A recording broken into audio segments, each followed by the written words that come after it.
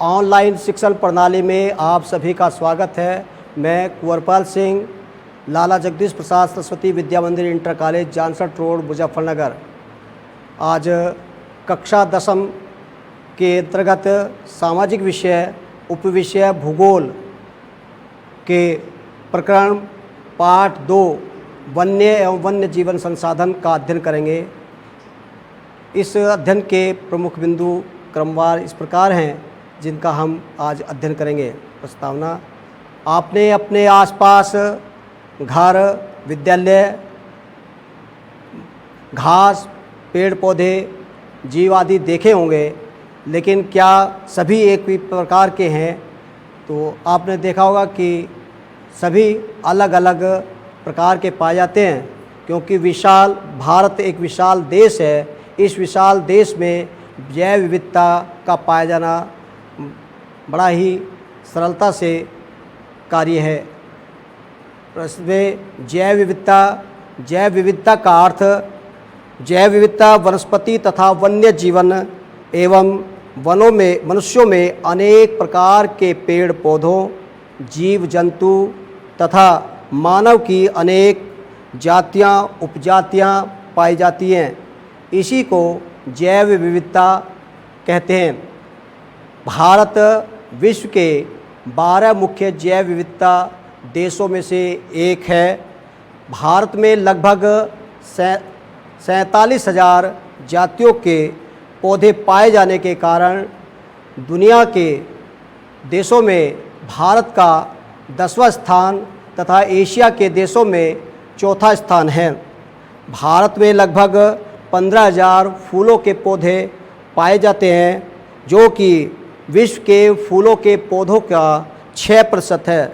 लगभग 90,000 जातियों के जानवर तथा विभिन्न प्रकार की मछलियाँ ताज़े और समुद्री पानी की पाई जाती हैं।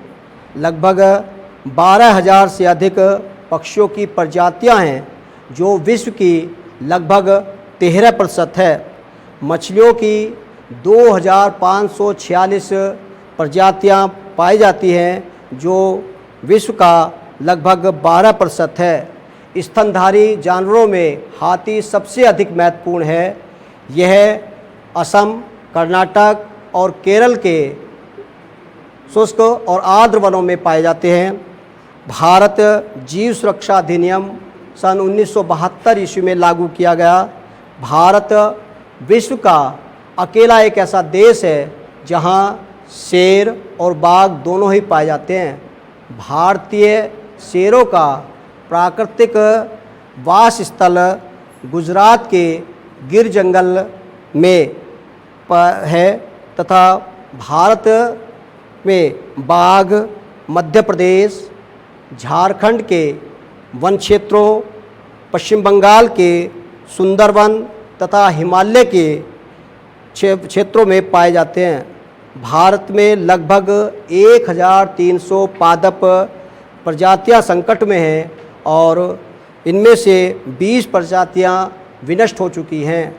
अन्य काफ़ी जीवन प्रजातियां भी संकट में हैं और कुछ जातियां विनष्ट हो चुकी हैं। अगला हमारा बिंदु है प्राकृतिक वनस्पति का अर्थ। प्राकृतिक वनस्पति का अर्थ है कि वह वनस्पति का वह भाग जो मनुष्य की सहायता के बिना अपने आप ही पैदा होता है और लंबे समय तक उस पर मानवीय प्रभाव नहीं पड़ता है। अतः विभिन्न प्रकार की कृषिकृत फसलें, फल और बागान वनस्पति का भाग तो हैं, किंतु प्राकृतिक वनस्पति नहीं है। देशज और विदेशज वनस्पति में अंतर: वनस्पति का वह भाग जो मूल रूप से भारतीय है उसे देशज वनस्पति कहते हैं, जबकि जो पादप भारत के बाहर से लाए गए हैं उन्हें विदेशज पादप या पौधे कहते हैं। अगला बिंदु वन संसाधन। वन संसाधन स्थल पर प्राकृतिक रूप से स्वतः ही उगने, बढ़ने वाले पेड़ पौधों, घास, झाड़ियों के सघन आवरण को वन या प्राकृतिक वनस्पति कहते हैं। वनों की आर्थिक और पर्यावरणीय उपयोगिता के कारण ही इन्हें वन संसाधन कहलाते हैं। इन वन संसाधनों को हरा सोना या ग्रीन गोल्ड के नाम से भी पुकारा जाता है। वन संसाधनों को प्रभावित करने वाले कारक, वन संसाधनों को प्रभावित करने वाले बहुत से कारक हैं जो वनस्पति को प्रभावित करते हैं। वनस्पति को प्रभावित करने वाले मुख्य कारकों को दो भागों में विभाजित किया जाता है। पहला वह कारक है धरातल और दूसरा कारक जलवायु। धरातल को मुख्य रूप से दो भागों में विभाजित किया जाता है, भूभाग और दूसरा कारक है मृदा। भूभाग भूमि का वनस्पति की विविधता पर प्रत्यक्ष और अप्रत्यक्ष प्रभाव पड़ता है, अर्थात उपजाऊ भूमि पर कृषि योग्य फसलें पैदा की जाती हैं, जबकि ऊबड़ खाबड़ और असमतल मैदानों में घास के जंगल पाए जाते हैं जो वन्य जीवों के आश्रय को अत्यधिक लाभकारी होते हैं। धरातल दूसरा प्रमुख कारक मृदा। भारत में विविध प्रकार की मृदा पाई जाती है और विविध प्रकार की मृदा में भिन्न भिन्न प्रकार की वनस्पतियाँ पाई जाती हैं, अर्थात वनस्पति की विविधता का आधार उसमें पाई जाने वाली विभिन्न प्रकार की मृदा का है। दूसरा महत्वपूर्ण कारक जलवायु। जलवायु प्रभावित करने वनस्पति को प्रभावित करते हैं। इसके अंत को तीन भागों में विभाजित किया जाता है। पहला कारक है तापमान। वनस्पति की विविधता तापमान और वायु की नमी पर निर्भर करता है। जैसे जैसे हम पर्वतीय क्षेत्रों की ओर बढ़ते हैं वहाँ तापमान में अंतर आता जाता है। कम तापमान के कारण वनस्पति के उगने में कुछ परेशानियाँ आती हैं, जबकि तापमान जहाँ ठीक प्रकार से उपलब्ध होता है वहाँ जहाँ वृक्ष ठीक प्रकार से उगते हैं वहाँ तापमान पर्याप्त मात्रा में होता है। दूसरा महत्वपूर्ण कारक है सूर्य का प्रकाश। सूर्य का प्रकाश वनस्पति को विशेष रूप से प्रभावित करता है। सूर्य का प्रकाश जिन क्षेत्रों में सर्वाधिक मिलता है वहाँ ग्रीष्म ऋतु में वन जल्दी उगते हैं और कम प्रकाश वाले स्थानों पर वनस्पति ठीक प्रकार से अपना विकास नहीं कर पाती है। तीसरा महत्वपूर्ण कारक जलवायु के अंतर्गत वर्षण का है। भारत में होने वाली वर्षा, अधिकांश वर्षा आगे बढ़ते हुए मानसून अर्थात दक्षिणी पश्चिमी मानसून पवनों, जो अधिकांश वर्षा जून से सितंबर तक होती है, जबकि दूसरी मानसून पवनें भारत के लौटते हुए मानसून, जिन्हें उत्तर पूर्वी मानसून पवनें कहा जाता है, इन्हीं दोनों मानसून पवनों के द्वारा जो है भारत की अधिकांश वर्षा होती है। अर्थात अधिक वर्षा वाले क्षेत्रों में कम वर्षा वाले क्षेत्रों की तुलना में सघन वन पाए जाते हैं। इसका अगला बिंदु हमारा जो है वन संसाधनों को प्रभावित करने वाला कारक हुआ औषधीय पादप। वनस्पति के अंतर्गत बहुत सारे पौधे ऐसे हैं जो हमारी दवाइयों के रूप में प्रयोग किए जाते हैं, जिनमें प्रमुख रूप से सर्पगंधा। यह पौधा विशेष रूप से भारत में पाया जाता है और इस पौधे का सबसे बड़ा लाभ रक्तचाप के रोग में किया जाता है।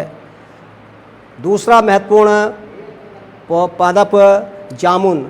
पके हुए फल जामुन के द्वारा सिरका बनाया जाता है और इसके बीज से जो पाउडर तैयार किया जाता है उस पाउडर का प्रयोग विशेष रूप से मधुमेह अर्थात डायबिटीज की रोग में सबसे अधिक लाभकारी होता है। तीसरा पौधा अर्जुन।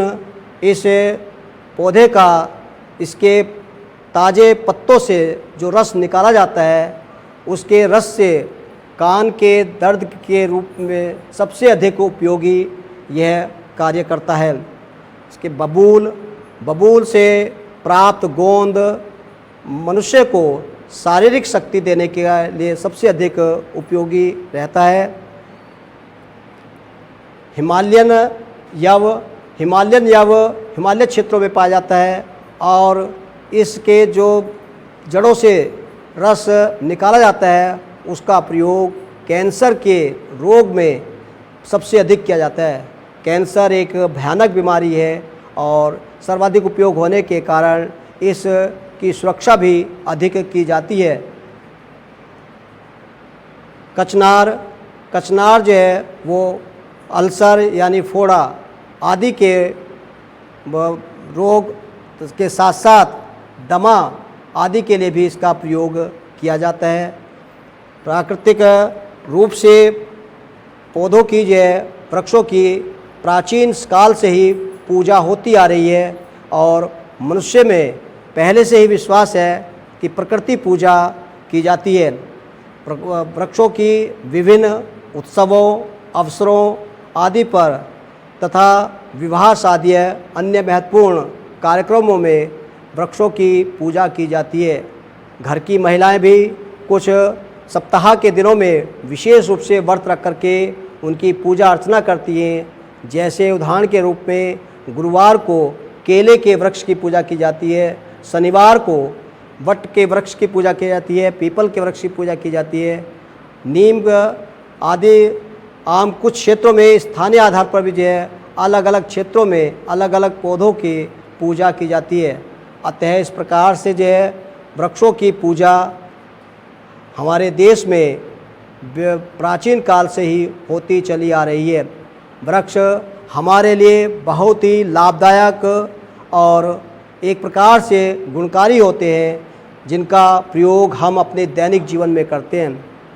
इनको विनाश करने वालों के लिए भी ये छाया प्रदान करते हैं और यह कभी भी अपने लिए किसी भी प्रकार की कोई मांग नहीं करते हैं।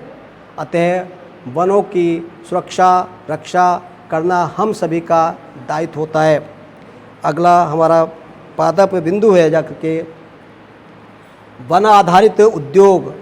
वनों पर अनेक महत्वपूर्ण उद्योग निर्भर करते हैं जिनके द्वारा मनुष्यों को रोज़गार प्राप्त होता है। रोज़गार के साथ साथ व्यक्तिगत आय तो बढ़ती ही है परंतु राष्ट्र की राष्ट्रीय आय में भी वृद्धि होती है और अनेक लोगों के रोजी रोटी का उनका साधन भी उपलब्ध होता है। इस प्रकार से जो है जो महत्वपूर्ण उद्योग हैं उन महत्वपूर्ण उद्योगों में कागज़ उद्योग के लिए अनेक प्रकार के लिए कच्चा माल हमें वनों से प्राप्त होता है। रबड़ उद्योग, माचिस या दिलासाई उद्योग, प्लाईवुड, खेल उपकरण, तारपीन का तेल, अन्य अनेक ऐसे उद्योग हैं जो हमारी प्राकृतिक वनस्पति पर निर्भर करते हैं। इन उद्योग वनस्पतियों पर आधारित कच्चे माल से अनेक उद्योगों को बहुत ही लाभ प्राप्त होता है और इससे हमारा आर्थिक पक्ष भी बहुत अधिक मजबूत होता है। भारत में वनस्पति अर्थात नवीनतम वन रिपोर्ट सर्वेक्षण 2017 के अनुसार भारत के भौगोलिक क्षेत्रफल का 24.40% वनों से ढका हुआ है। भौगोलिक क्षेत्रफल के आधार पर सबसे अधिक वन क्षेत्र लक्षद्वीप में 90.33% तथा मिजोरम में 86.27% वन पाए जाते हैं। राज्यों और संघ राज्यों के आधार पर सबसे अधिक वन क्षेत्र मध्य प्रदेश में तथा सबसे न्यूनतम वन क्षेत्र हरियाणा राज्य में पाए जाते हैं।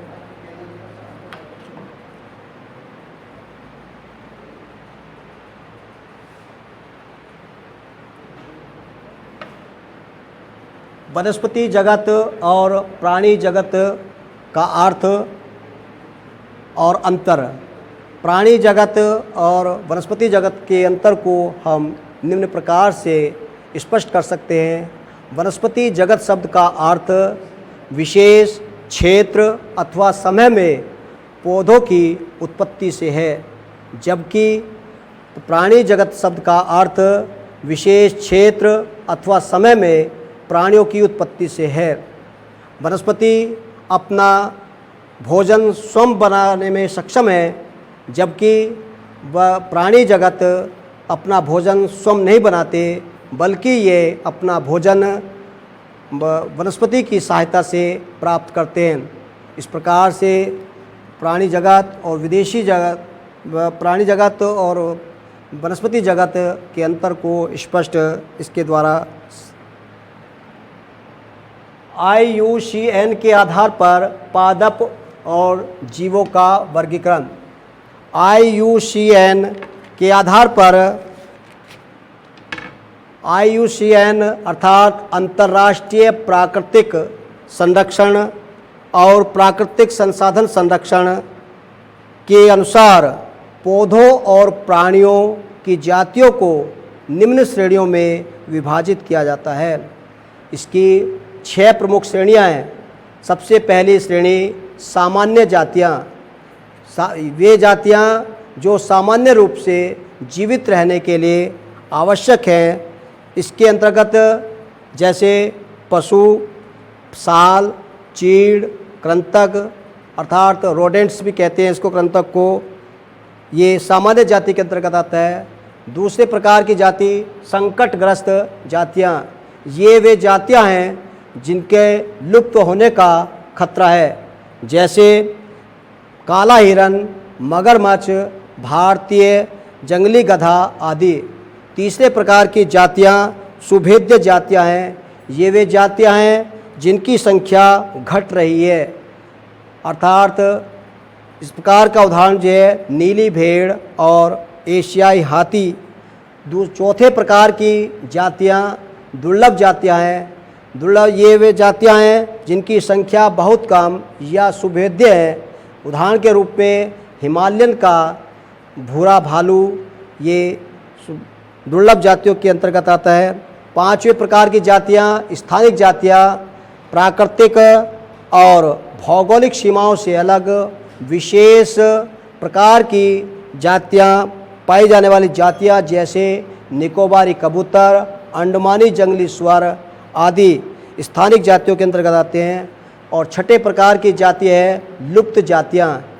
ऐसी जातियाँ जो जिनके रहने के आवासों में उनकी खोज करने पर वे अनुपस्थित पाई जाती हैं, जैसे एशियाई चीता, गुलाबी सिर वाली बत्तख आदि। इस प्रकार से IUCN अर्थात अंतर्राष्ट्रीय प्राकृतिक संरक्षण और प्राकृतिक संसाधन संरक्षण संघ के द्वारा 6 प्रकार की जातियों में श्रेणियों में विभाजित किया गया है। इससे अगला बिंदु है हमारा सरकार द्वारा वर्गीकृत।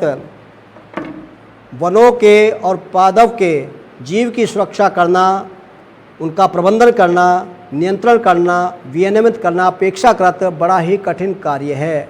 अतः इनका निरीक्षण करना हम सभी का नैतिक कर्तव्य और दायित्व भी है। इस प्रकार से कुछ का प्रबंधन सरकार द्वारा किया जाता है और कुछ जीव सुरक्षा सरकार द्वारा निर्धारित वन विभाग या उसके द्वारा आदि व्यवस्थित निर्धारित विभागों के द्वारा इस प्रकार का उनकी सुरक्षा की जाती है। अर्थात सरकार द्वारा इनको 3 भागों में विभाजित किया जाता है। पहला आरक्षित वर्ग, दूसरा रक्षित वर्ग और तीसरा अवर्गीकृत वर्ग। आरक्षित वर्ग वन भारत के आधे से अधिक भूभाग में आरक्षित वन घोषित किए गए हैं। इनके वनों को विनष्ट होने से बचाने के लिए जो है इनका इस प्रकार आरक्षित वनों को सबसे अधिक मूल्यवान माना जाता है। दूसरे प्रकार के रक्षित वन, इन वनों में भारत में पाए जाने वाले कुल वन क्षेत्रफल का 1/3 भाग रक्षित वनों का है। और इनको नष्ट होने से बचाने के लिए इनकी सुरक्षा भी की जाती है। तीसरे प्रकार का वर्गीकरण अवर्गीकृत वन कहलाता है। इस प्रकार के वनों के अंतर्गत वे वन आते हैं जो बंजर भूमि अर्थात जिनमें व्यक्तियों, समुदायों या सरकार के स्वामित्व में होते हैं। ऐसे वन को सरकार द्वारा 3 रूपों में वर्गीकृत किया जाता है। वन्य जीव एवं वन्य जीव संसाधन संरक्षण। वनों को वनों और उनके जीव सुरक्षा को उनकी सुरक्षा करना बहुत ही आवश्यक है। इनको अधिक सुरक्षा प्रदान करना क्यों आवश्यक है? क्योंकि इनके संरक्षण से पारिस्थितिकी तंत्र को जो है नियमित रखा जा सकता है। इस प्रकार इनके संरक्षण के लिए जो है सरकार द्वारा भारत में 1960 और 1970 के दशक में पर्यावरण संरक्षकों के द्वारा सुझाए गए सुझाव के आधार पर वन्य जीव संरक्षण अधिनियम 1972 में लागू किया गया और इसके तहत केंद्र सरकार, राज्य सरकार अपने अपने स्तर से वन्य जीव अभयारण्य तथा राष्ट्रीय वनों की स्थापना कर रहे हैं। यह किया गया है बाघ परियोजना। बाघ पर वन्य जीवन संरचना में बाघ यानी टाइगर्स एक महत्वपूर्ण जंगली जाति है। भारत और नेपाल दुनिया के केवल 2 देश ऐसे हैं जहां वन्य जीवों की रक्षा के लिए सबसे अधिक आश्रय उपलब्ध कराते हैं। भारत और नेपाल दोनों ही देश जीवों को उनके सुरक्षित आवास उपलब्ध कराते हैं और ये दोनों देश ही उसके लिए व्यापारी शिकार करने के लिए, चोरी और अवैध व्यापार के करने वालों के मुख्य निशाने पर है। इस प्रकार से प्रोजेक्ट यानी प्रोजेक्ट टाइगर बाघ परियोजना विश्व की, संसार की सबसे बेहतरीन वन्य परियोजनाओं में से एक है। इसकी शुरुआत भारत में 1973 ईस्वी में की गई थी। भारत के उत्तराखंड राज्य में कार्बेट राष्ट्रीय उद्यान, पश्चिमी बंगाल में सुंदरवन राष्ट्रीय उद्यान, मध्य प्रदेश में बांधवगढ़ राष्ट्रीय उद्यान, राजस्थान के सरिस्का वन्य जीव पशु विहार तथा असम में मानस बाघ रिजर्व और केरल में पेरियार बाघ रिजर्व आदि इसके लिए सुरक्षा का कार्य कर रहे हैं।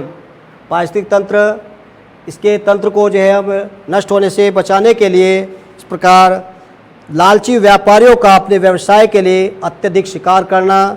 दूसरा कारण है रासायनिक और औद्योगिक अवशिष्ट तथा तेजाबी जमाव के कारण जो है प्रदूषण। तीसरा प्रकार का कारण है विदेशी प्रजातियों का प्रवेश। चौथा कारण कृषि तथा निवास के लिए वनों का अंधाधुंध कटाई होना।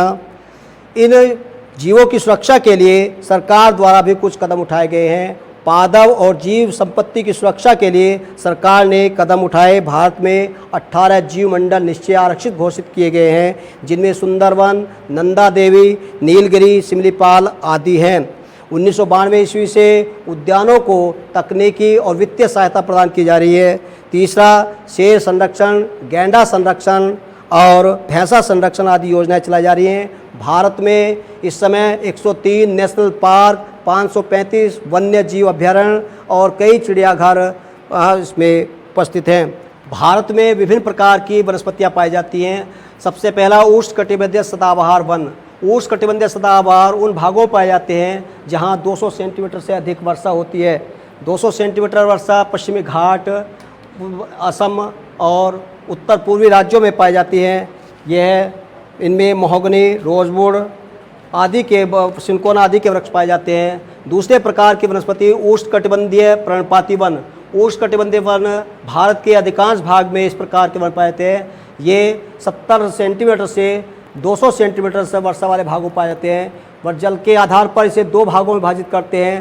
शुष्क पर्णपाती वन अर्थात 70 से 100 सेंटीमीटर वर्षा वाले भागों में इस प्रकार के वन पाए जाते हैं। प्रायद्वीपीय पठार और हिमालय में उत्तर प्रदेश तथा मध्य प्रदेश के बिहार के मैदानों में पाए जाते हैं। इनमें साल, सागौन, पीपल, नीम के वृक्ष पाए जाते हैं। जबकि आर्द्र पर्णपाती वन 100 से 200 सेंटीमीटर वाले वर्षा वाले भागों में जो पाए जाते हैं। इसमें ग्रीष्म ऋतु में 6 से 8 सप्ताह के अंतर्गत ये अपनी पत्तियां गिरा देते हैं, इसलिए इन्हें जो है पर्णपाती वन कहते हैं। तीसरे प्रकार के वन पर्वतीय वन कहलाते हैं। पर्वतीय वनों में जो है अधिक ऊंचाई के कारण जो है वनस्पति में अंतर पाया जाता है। 1000 मीटर की ऊंचाई तक पर्णपाती वन पाए जाते हैं। 1000 से 2000 मीटर की ऊंचाई तक से उपोष्ण कटिबंधीय सदाबहार वन पाए जाते हैं। 1600 से 3300 मीटर की ऊंचाई पर जो है शीतोष्ण कटिबंधीय संकुलधारी वन पाए जाते हैं तथा 3600 मीटर की ऊंचाई पर जो है अल्पाइन वन पाए जाते हैं। चौथे प्रकार का वन जो है मैंग्रोव वन पाए जाते हैं। ये मैंग्रोव वन उन क्षेत्रों में पाए जाते हैं जहाँ तटीय क्षेत्रों में ज्वार भाटा आते हैं। इन्हें ज्वारे वन भी कहते हैं। भारत में गंगा, ब्रह्मपुत्र, महानदी, गोदावरी, कृष्णा, कावेरी नदियों के ये क्षेत्र जो है आपके इसमें पाए जाते हैं। तथा पांचवें प्रकार का जो है क्षेत्र उष्ण कटिबंधीय कटीले वन पाए जाते हैं। उष्ण कटिबंधीय वन उन भागों में पाए जाते हैं जहां वर्षा 70 सेंटीमीटर से कम होती है। इसके अंतर्गत दक्षिणी पश्चिमी पंजाब, हरियाणा, राजस्थान, गुजरात, उत्तर प्रदेश और बिहार के अर्ध शुष्क क्षेत्रों में पाए जाते हैं। इन वनों में बबूल, बेर, खैर आदि के वृक्ष पाए जाते हैं। इस प्रकार से वनों पर आधारित हमारे ये वनों का वर्गीकरण समाप्त होता है। अब आप इस वीडियो को लाइक करें अधिक से अधिक और अपने सब्सक्राइब कर इसको अंत तक पूरी वीडियो को देखें। इसी के साथ आप सभी का धन्यवाद।